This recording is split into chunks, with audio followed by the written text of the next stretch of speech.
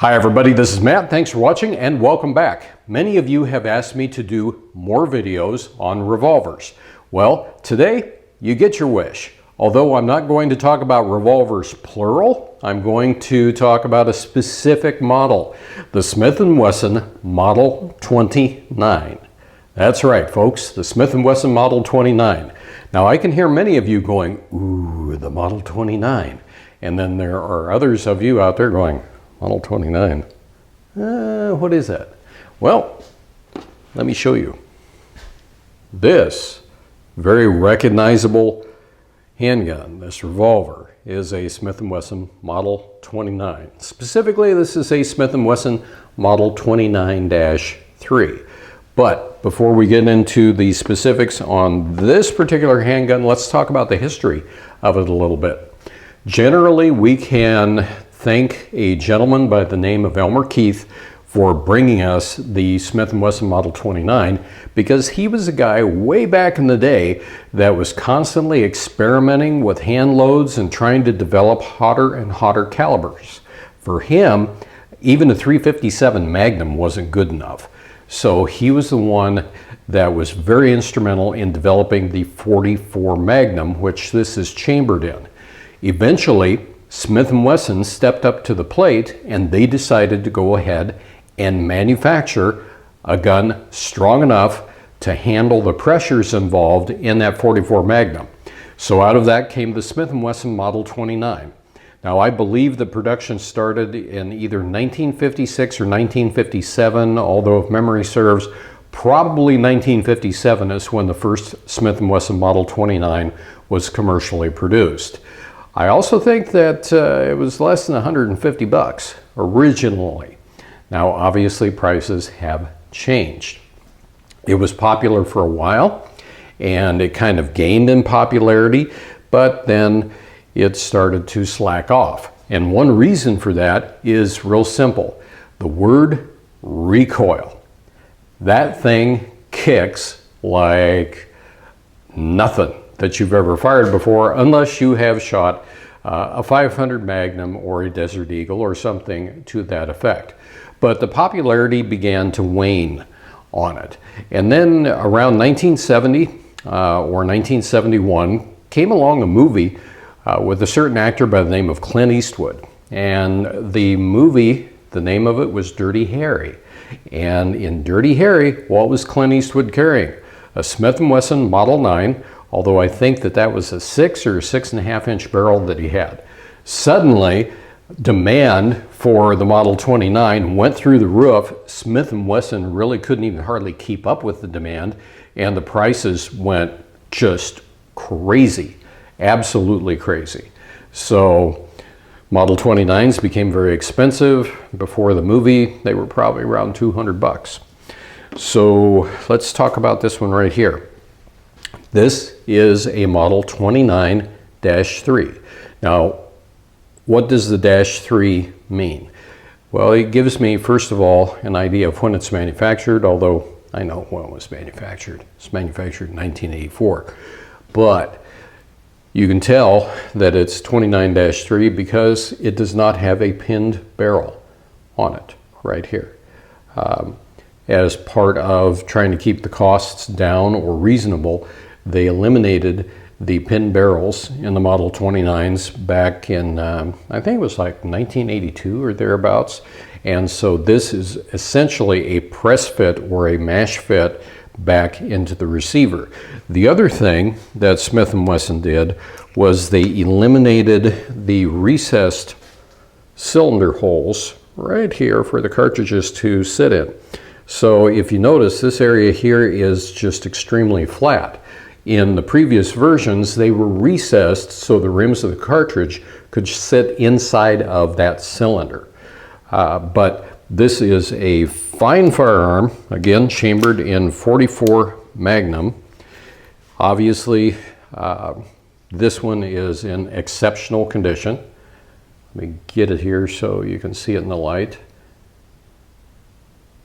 Very, very fine firearm indeed. So I like it because it has a lot of significance to me. It has history with me. The Model 29 has history because this was one that I had the opportunity to use when I was on the Sheriff's Department. And another deputy carried one as his duty weapon, and this one is an identical copy of that. 8 3/8" barrel. The only thing is, this thing kicks like a bull.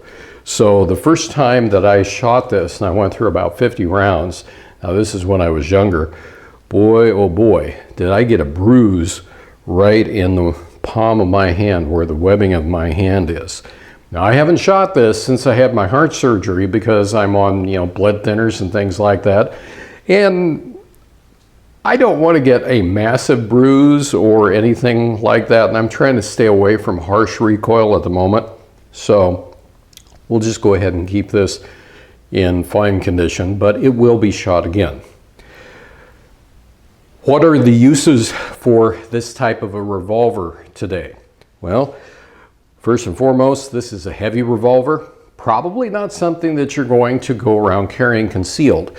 This one here weighs about 51, 52 ounces, empty, not loaded. The other thing is, from a concealment standpoint, how are you going to carry it? Basically, the only way that you could would be in a shoulder holster, which would end up looking like this. And no, it's going to be a vertical shoulder holster, definitely not going to be horizontal. But not so much a concealed carry type of a firearm. This would be something that I would take with me hunting, especially if I was in bear country, because this, for a dangerous animal like a bear, perfect, absolutely perfect. So if I was going hunting in bear country, this would be on my side, but it would be open carried on my hip or across the chest in a holster, right there. But again, I said bear country. So anyway, fine firearm. If you can find something like this and you can find it reasonably priced, think of it as an investment and as a preservation of history. Because while they do make the Model 29s now in the Smith & Wesson Classic series, the one difference is in the Classic series that they've come out with right here, where you release the cylinder, is a safety lock. So there's a little hole right there. And personally, I don't like those a whole lot. I like the original, and I like the craftsmanship that went into the original. I like the fact that most of these were put together by people that were true gunsmiths and true artists. But again, there you have it. Oh, I know somebody is going to ask me about the lockup on it. So let's see how tight the cylinder is. Look at that. Do you see that cylinder moving any whatsoever? Nope. So that is in really, really fine shape. Again, the Smith & Wesson Model 29, specifically the Model 29-3. Chambered in .44 Magnum, although you can shoot .44 Specials through it. So, great gun, great piece of history.